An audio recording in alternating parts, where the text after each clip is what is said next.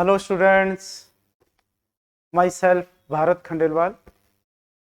Today we will starting a new chapter, capacitance. बच्चों capacitance और एक है capacitor. Capacitor is the device, capacitance is the property. तो capacitor किससे मिलके बना है, इस पे पहले बात करते हैं. कैपेसिटर एक वर्ड है जिसका नाम है कैपेसिटी. क्या नाम है? कैपेसिटी. तो कैपेसिटी से बना है कैपेसिटर. तो किसकी कैपेसिटी? चार्ज को स्टोर करने की कैपेसिटी. किसी भी कंडक्टर के थ्रू चार्ज को स्टोर करने की कैपेसिटी कैपेसिटर हो गया. और जैसा मैंने बताया, capacitor is the device to store the electrical charge and capacitance is the property. Same उसी तरह से जब हम मैग्नेटिक एनर्जी की तरफ जाएंगे, इलेक्ट्रोमैग्नेटिक इंडक्शन, अल्टरनेटिव करंट जब यूनिट्स पर हम आएंगे, तो वहां पर भी हम सेम एक फिजिकल वर्ड का यूज करेंगे, एक फिजिकल क्वांटिटी का यूज करेंगे जिसका नाम है इंडक्टर. इंडक्टर. तो इंडक्टर भी एक डिवाइस हुआ और इंडक्टेंस प्रॉपर्टी हो गई. अब दोनों का डिफरेंस समझिए. Capacitor device, capacitance property. Inductor device, inductance property. जो इलेक्ट्रिक फील्ड की एनर्जी को स्टोर करता है, जो इलेक्ट्रिक फील्ड की फॉर्म में एनर्जी को स्टोर करता है, दैट इज द कैपेसिटर. जो मैग्नेटिक एनर्जी को स्टोर करता है, दैट इज द इंडक्टर. तो बच्चों, जो इलेक्ट्रिक फील्ड की फॉर्म में जो डिवाइस काम आता है वो कैपेसिटर. मैग्नेटिक एनर्जी के लिए जो डिवाइस काम आता है, इंडक्टर. चलिए अब हम उसी पर थोड़ा सा डिटेल में बात करते हैं. तो हमारे चैप्टर का नाम क्या है बच्चों? कैपेसिटर. क्या नाम है? कैपेसिटर.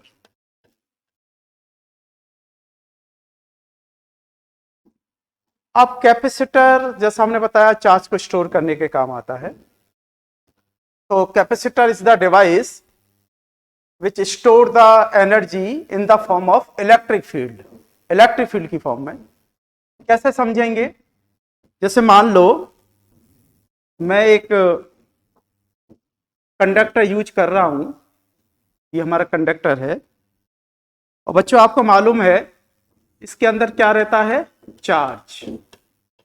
क्या रहता है इसके अंदर? Charge. Plus plus plus plus plus plus. अब इस कंडक्टर की भी, ये क्या है बच्चों? कंडक्टर. कंडक्टर. अब बच्चों इस कंडक्टर की भी अपनी एक कैपेसिटी होगी चार्ज को स्टोर करने की, क्योंकि हर कंडक्टर की चार्ज को स्टोर करने की कैपेसिटी अलग अलग है. इसको आप ऐसे समझ सकते हो, मान लीजिए मेरे पास एक बकेट है और मैंने उसको किसी टैप के नीचे रख दिया, टैप को खोल दिया. मान लीजिए मेरी बाल्टी की जो कैपेसिटी है वो 5 लीटर की है, तो उसमें कितना पानी भर सकता है? Maximum 5 litre. अब मान लीजिए आप चाहें इसमें 6 लीटर पानी आ जाए, संभव ही नहीं है, क्योंकि उसकी कैपेसिटी कितनी थी? 5 लीटर की. यदि आप कोशिश भी करेंगे तो डिस्चार्ज होना शुरू हो जाएगा, लीकेज होना शुरू हो जाएगा, ओवरफ्लो होगा, जिसका कोई यूज नहीं है. ऐसे ही हर कंडक्टर की चार्ज को स्टोर करने की कैपेसिटी भी अलग अलग है. जैसे पंखे में पंखे जैसा कैपेसिटर काम आता है, कूलर में कूलर जैसा काम आएगा, एसी में एसी जैसा काम आएगा, इलेक्ट्रिक मोटर में मोटर जैसा काम आएगा. तो हर कंडक्टर की चार्ज को स्टोर करने की कैपेसिटी अलग अलग है. अब मान लीजिए आप अब जब हम चार्ज को ले लेते हैं तो बच्चों एक चीज हम पढ़ाते हैं इलेक्ट्रोस्टैटिक में कि कंडक्टर के अंदर सारा चार्ज कहां जाता है? Outside the surface. कहां जाता है बच्चों? Outside the surface. क्योंकि सारा चार्ज आउटसाइड द सरफेस आता है किसके अंदर? कंडक्टर के अंदर. जब आउटसाइड द सरफेस आएगा तो इसके inside electric field will be 0. तो याद रखो किसी भी कंडक्टर के अंदर इलेक्ट्रिक फील्ड की वैल्यू क्या हो जाती है? 0, क्योंकि सारा चार्ज कहां जाता है? सरफेस पर आ जाता है. अब बच्चों ये जो चार्ज आया है, ये जो हमने चार्ज लिया है, ये दो काम करता है, दो फिजिकल क्वांटिटी की तरफ इशारा करता है जो हम इलेक्ट्रोस्टैटिक में पढ़ चुके हैं. पहला, V यानी इलेक्ट्रिक पोटेंशियल इक्वल टू के क्यू बाय आर, के क्यू बाय आर। एक फिजिकल क्वांटिटी होती है जिसका नाम है E, जिसका फॉर्मूला है के क्यू बाय आर स्क्वायर। ये हम इलेक्ट्रोस्टैटिक में पढ़ा चुके होते हैं। ये पोटेंशियल है, ये इलेक्ट्रिक फील्ड है। अब क्या हो रहा है, चार्ज को इंक्रीज करो, दो फिजिकल क्वांटिटी इंक्रीज होती है। पहली के कांस्टेंट है, आर कांस्टेंट है, क्यू को इंक्रीज करो, पोटेंशियल इंक्रीज होगा। इधर भी देखो के कांस्टेंट है, आर कांस्टेंट है। आर क्या है, इसकी रेडियस है, कोई हमने रेडियस ले लिया, तो यहां भी चार्ज को इंक्रीज करो, इलेक्ट्रिक फील्ड भी इंक्रीज होता है। तो कहने का मतलब है कि चार्ज को इंक्रीज होने के साथ साथ पोटेंशियल इंक्रीज हो रहा है, इधर इलेक्ट्रिक फील्ड इंक्रीज हो रहा है। तो जो स्टोर कर रहा है चार्ज को जो स्टोरेज हो रहा है, जो कैपेसिटी बढ़ रही है, वो इलेक्ट्रिक फील्ड की फॉर्म में बढ़ रही है। यानी कि एक एनर्जी हमको मिलेगी जो कि इलेक्ट्रिक फील्ड की फॉर्म में होगी। तो याद रखो, कैपेसिटेंस में जो एनर्जी जनरेट होती है वो हमेशा इलेक्ट्रिक फील्ड की फॉर्म में होती है। तो जैसे जैसे चार्ज को इंक्रीज करेंगे, साइमल्टेनियसली पोटेंशियल इलेक्ट्रिक फील्ड भी इंक्रीज होता है। तो इसी से ही हमने एक कंसेप्ट निकाल लिया बच्चों कि Q is directly proportional to V। क्या निकाला बच्चों, Q is directly proportional to V। Q is directly proportional to V। तो आप इसको समझ गए होंगे। हाँ, तो Q is directly proportional to V। तो Q इक्वल टू, हाँ, तो Q equal to CV। Q equal to CV। C यहां प्रोपोर्शनली कांस्टेंट है, जो किस पर डिपेंड कर रहा है, यानी C equal to Q upon V। Q upon V यानी कि चार्ज इधर पोटेंशियल। तो चार्ज और पोटेंशियल का जो रेशियो है वही कैपेसिटेंस है। तो C इक्वल टू क्या आ गया, Q अपॉन V, और C क्या है यहां पर, प्रोपोर्शनली कांस्टेंट, जिसको कैपेसिटेंस कहा जाता है। अब इसकी यूनिट निकाल लो। चार्ज की यूनिट क्या है बच्चों, पढ़ी है, कूलाम। क्या है, कूलाम। V की क्या है, वोल्ट। तो इसकी यूनिट क्या हो गई, कूलाम पर वोल्ट। और कूलाम पर वोल्ट को ही एक नए नाम से जानते हैं हम, जिसका नाम है फैराड। क्या नाम है बच्चों, फैराड। तो आप सीधी यूनिट याद कर सकते हैं, कैपेसिटेंस की यूनिट होती है फैराड, जो किसके इक्वल है, कूलाम अपॉन वोल्ट के। अब इसको ऐसे समझ सकते हो, 1 कूलाम चार्ज देने से आपका पोटेंशियल इंक्रीज हो जाता है 1 वोल्ट। कितना इंक्रीज हो जाता है बच्चों, 1 वोल्ट। 1 कूलाम चार्ज देने से पोटेंशियल में कितना इंक्रीज हो रहा है, 1 वोल्ट का।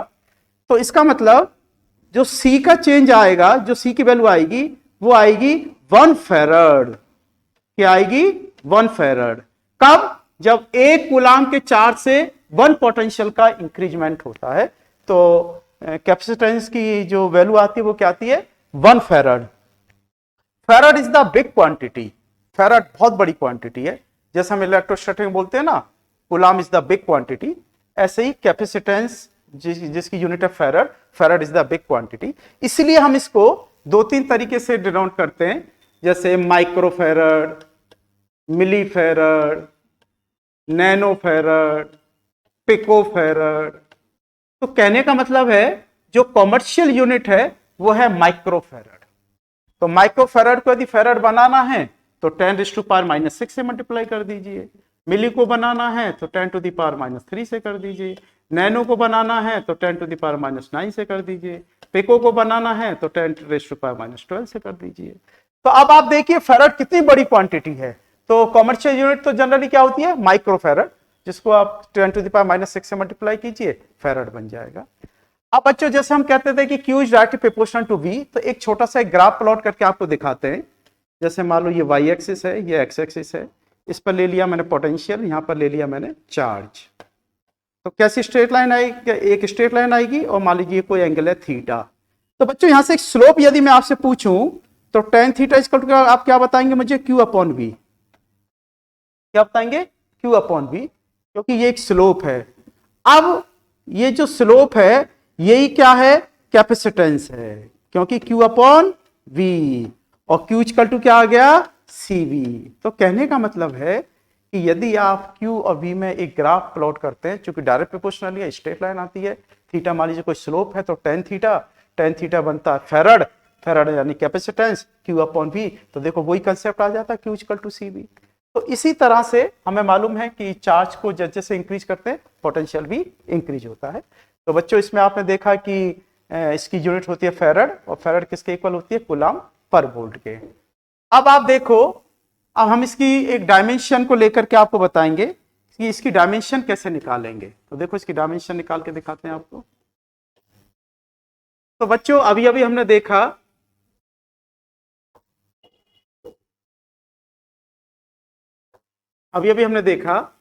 Q equal to CV। तो C इक्वल टू क्या हो गया? Q upon V।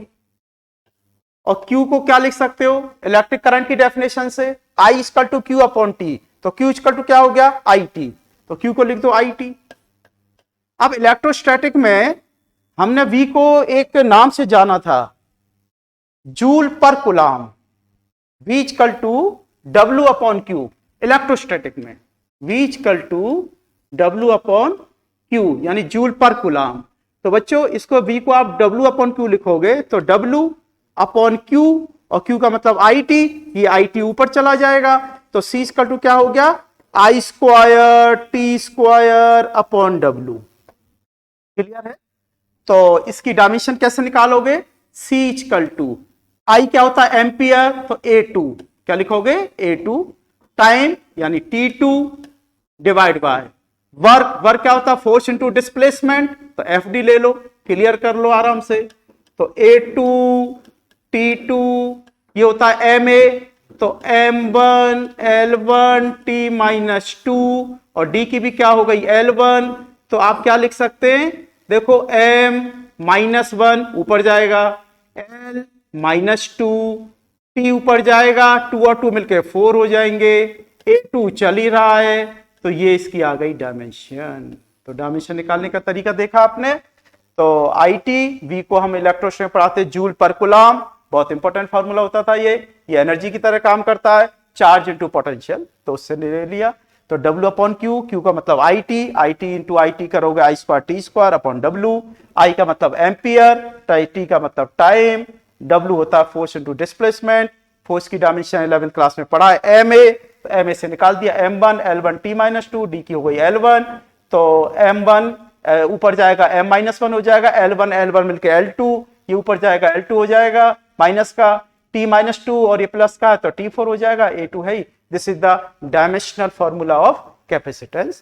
तो बच्चों अभी तक हमने क्या क्या स्टडी करी है कि कैपेसिटर एक कैपेसिटी से बना है जो कि किसी भी कंडक्टर के थ्रू चार्ज को स्टोर करता है, और जो ये स्टोर करता है ये एनर्जी की फॉर्म में करता है, और वो कौन सी एनर्जी है? इलेक्ट्रिक फील्ड वाली एनर्जी है।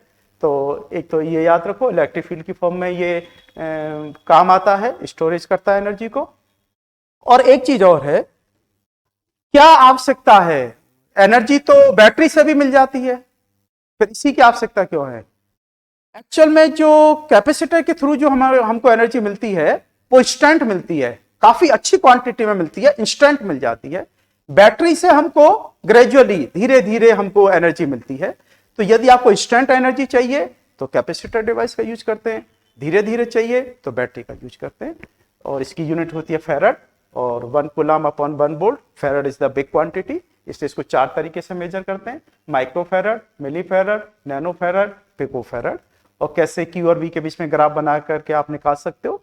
तो ये जो स्लोप है, ये जो रेशियो है Q अपॉन V का, इसी को C कहा जाता है, C द स्लोप हो गया। तो इस तरह से भी आप इसको समझ सकते हो। अब बात आती है कि कैपेसिटेंस किस किस पर डिपेंड करता है, तो हम उसी पर चर्चा करने वाले हैं कि कैपेसिटेंस किस किस पर डिपेंड करता है। तो देखिए हम आप इसको कैसे आपको समझा देंगे। हाँ, तो बच्चों किस किस पर डिपेंड करता है कैपेसिटर? तो डिपेंडेंसी ऑफ, हाँ, तो कैपेसिटर किस किस पर डिपेंड करता है? देखो ध्यान से, डिपेंडेंसी बच्चों Q equal to CV, C equal to Q upon V। अब आपके सामने दो फिजिकल क्वांटिटी आई है कैपेसिटेंस के सामने कि सर चार्ज और पोटेंशियल का रेशो है, लेकिन याद रखो capacitance never depend on charge and potential. इससे कोई लेना देना नहीं है। सेम उसी तरह से है ये, जैसे आपने देखा होगा जब हम ओम्स लॉ पढ़ाते हैं या आपने 10th क्लास में ओम्स लॉ पढ़ा होगा तो उस समय आपको टीचर ने बताया होगा V is directly proportional to I। क्या होता है बच्चों? V is directly proportional to I। ये जो 10th क्लास में पढ़ाया होगा तो V equal to I R, R equal to क्या हो गया? V upon I। क्या उस समय आपको ये बताया था कि रेजिस्टेंस पोटेंशियल पे डिपेंड करता है या करंट पे करता है? नेवर। रेजिस्टेंस ना तो पोटेंशियल पे डिपेंड करता है ना करंट पे डिपेंड करता है। सेम उसी तरह से ही कैपेसिटेंस ना चार्ज पे डिपेंड करता है ना पोटेंशियल पे डिपेंड करता है। तो किस पे डिपेंड करता है? याद करो, हम पढ़ाते थे उस समय resistance is directly proportional to length of conductor, यानी उसके डायरेक्ट प्रोपोर्शनली होता है किसके? कंडक्टर की लेंथ के direct proportionally. And inversely proportional to cross sectional area of the conductor. अब देखो किस किस पर डिपेंड करता है? लेंथ पर, उसके क्रॉस सेक्शनल एरिया पर। फिर याद करो इससे कंबाइंड एक फॉर्मूला आया था L अपॉन ए, और फिर R equal to rho L by A. ये फॉर्मूला 10th क्लास में आई थिंक आता है, और इसको नाम दिया था रजिस्टिविटी। क्या नाम दिया था? रजिस्टिविटी या स्पेसिफिक रेजिस्टेंस, इसका नाम दिया था। सेम उसी तरह से ही कैपेसिटेंस किस किस पर डिपेंड करता है बच्चों? First point, medium. किस पर डिपेंड करेगा? मीडियम पर डिपेंड करेगा। कंडक्टर की शेप एंड साइज पर डिपेंड करेगा। शेप एंड साइज, जितना ज्यादा बड़ा कंडक्टर लोगे उतना ज्यादा चार्ज आएगा, जितना ज्यादा चार्ज आएगा उतना ज्यादा पोटेंशियल बनेगा। तो काम डिपेंड कर रहा है शेप एंड साइज। और तीसरा होता है कॉन्फ़िगरेशन। कॉन्फ़िगरेशन पर डिपेंड करता है, कॉन्फ़िगरेशन पर डिपेंड करता है। तो कहने का मतलब है जो कैपेसिटेंस है उसका चार्ज और पोटेंशियल से कोई लेना देना नहीं है, वो उस पर डिपेंड नहीं करता। डिपेंड करता है तो किस किस पे करता है? मीडियम पर डिपेंड करता है, शेप एंड साइज पर डिपेंड करता है, उसके कॉन्फ़िगरेशन पर डिपेंड करता है। तो आई थिंक आपको ये कैपेसिटेंस क्या होता है, कैसे यूज होता है, इलेक्ट्रिक फील्ड की फॉर्म में कैसे हम इसको स्टोरेज कर सकते हैं, तो उसी का नाम है कैपेसिटर। तो आई थिंक आपको यहाँ तक समझ आया होगा, और नेक्स्ट टॉपिक पर हम नेक्स्ट वीडियो में लेंगे। इसको आज ध्यान से देखिएगा।